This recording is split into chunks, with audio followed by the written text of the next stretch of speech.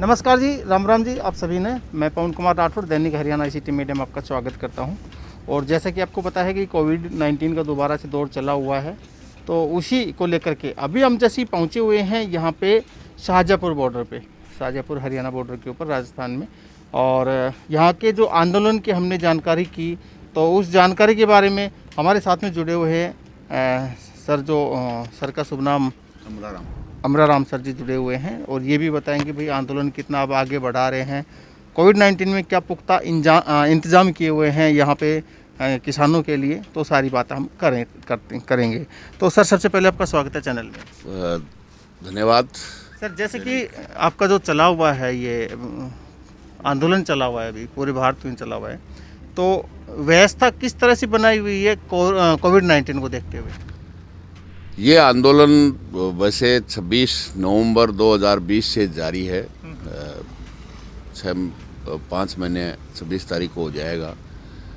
निश्चित रूप से दिल्ली के चौतरफा ये मोर्चे लगे हुए हैं और वो राष्ट्रव्यापी भी अभूतपूर्व और ऐतिहासिक आंदोलन है। कोविड की जितने भी गाइडलाइन है, चाहे डिस्टेंस हो, मास्क हो या टीका हो, कल टीका भी लगाया है, बाकी लोगों को भी लगाएंगे जैसे जैसे हो रही है, तो पूरी एहतियात बरतेंगे। लेकिन देश की सरकार ने कोविड को जिस तरह से देश के प्रधानमंत्री ने कहा था कि ताली बजाओ थाली बजाओ, सब कर लिया, लेकिन जिस तरह का बद इंतजामी देश की सरकार ने 1 साल के बाद में भी कोविड लॉकडाउन मार्च 2000 1 साल पहले, 1 साल से ज़्यादा हो गया, अप्रैल है तो 13 महीने हो गए, लेकिन कोई भी व्यवस्था, अब देखिए ऑक्सीजन जैसी चीज़ नहीं मिल रही है, जिस तरह से ब्लैक मार्केटिंग हो रही है, जिस तरह से वैक्सीन की 3-3 तरह की कीमतें तय की जा रही है, राज्य सरकारों के साथ राजनीतिक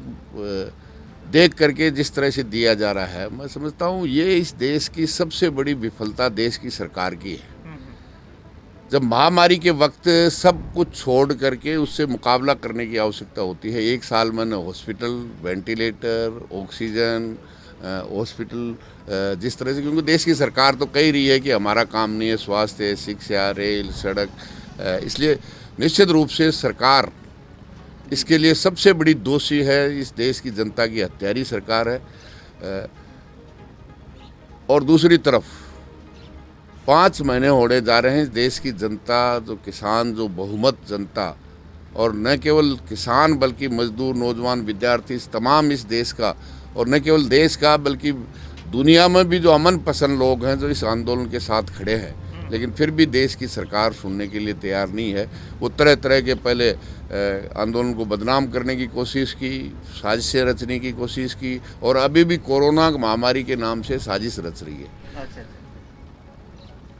तो आप क्लीन ऑपरेशन की बात कर रही है, हम कह रहे हैं शक्ति ऑपरेशन के साथ उसका जवाब देंगे। कोरोना महामारी का निश्चित रूप से, और हम फक्र से कह सकते हैं कि इस मोर्चे पे नहीं, सिंगू हो, टिगरी हो, शाहजहाँपुर खेड़ा बॉर्डर हो, गाजीपुर हो, कहीं भी एक भी व्यक्ति इस कोरोना से इफेक्ट होकर के जान नहीं दी है, जबकि 300 से ज़्यादा लोगों ने इस आंदोलन में लड़ते हुए ज़रूर कुर्बानियाँ दी हैं। आपको क्या लगता है कि जैसे कि अगर कोई कोविड-19 पेशेंट किसानों के अंदर अगर मिल जाए, तो क्या आंदोलन इसी तरह से कंटिन्यू रखा जाएगा, और उनके लिए पूरे सभी किसानों को किस तरह के फिर इंतजाम करवाए जाएंगे ताकि ये कोविड-19 किसानी जो आंदोलन चला हुआ है उसमें ना घुसे?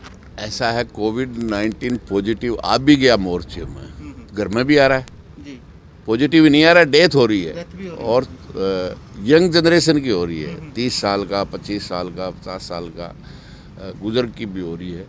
तो निश्चित रूप से पहला हमारा काम है कि जो गाइडलाइन इससे बचने की, मास्क है, डिस्टेंस है, मीटिंग नहीं करना है, गैदर्ड नहीं होना है, वो सब प्रिकॉशन हम ले रहे हैं। लेकिन सरकार इसके नाम से जिस तरह से आंदोलन को कुचलना चाहती है, क्योंकि कोविड जब इस देश में पहली बार आया था, तो इस देश के संविधान विरोधी नागरिकता संशोधन कानून के खिलाफ देश में आंदोलन चल रहा था, और उसको इसी का बहाना करके हटाया गया था, और अभी भी ऑपरेशन क्लीन के नाम से हटाने का हरियाणा की सरकार और देश की सरकार ने बयान दे चुकी है, उसी का मुकाबला करेंगे। निश्चित रूप से कोई अगर पॉजिटिव आता है तो निश्चित रूप से जो भी ट्रीटमेंट होता है वो करेंगे, क्योंकि घर में भी आ रहा है। सभाओं को लेकर के क्या कहेंगे? क्या ये कोरोना जब तक ये महामारी चलेगी तब तक आप बॉर्डर के ऊपर यहाँ पे सभाएं करेंगे या फिर इसी तरह से आराम से शांतिपूर्ण ये आंदोलन करते रहेंगे? बिल्कुल शांतिपूर्वक सभा नहीं करेंगे। और आप देख रहे हैं कि राजस्थान में तो बिल्कुल लॉकडाउन लगा दिया गया है। आज 11 बजे के बाद कोई भी नहीं खुलेगा। कल से 12 बजे बाद पेट्रोल पंप भी बंद होंगे, गैस एजेंसी भी बंद होंगी, खाद्यान्न की दुकान, सब्जी, जो भी आवश्यक वस्तुओं को छूट दे रखी है वो भी 12 बजे 11 बजे के बाद कल बंद हो जाएगी।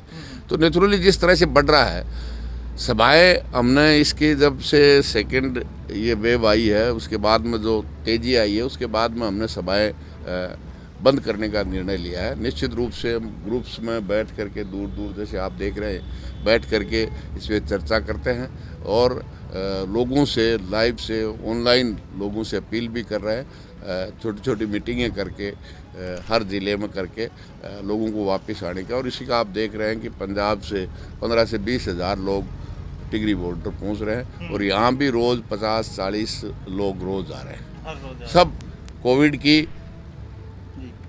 गाइडलाइंस को फॉलो करते हुए। जैसे कि अगर कंप्लीट लॉकडाउन लग जाता है कल के बाद में, उसके बाद में जैसे कि खाने पीने की व्यवस्था का किस तरह के इंतजाम किए गए हैं यहाँ पे आए हुए किसानों के लिए? खाने पीने का इंतजाम और खाने पीने का पूर्ण लॉकडाउन के बाद में भी घर में तो रहेंगे, जी। देश से बाहर तो नहीं जाएंगे। तो ये तो हमारे अस्थायी घर हैं। जब हम यहाँ पे पूरी तरह से पहले से बनाया हुआ है? अब पहले से अस्थायी रूप से है।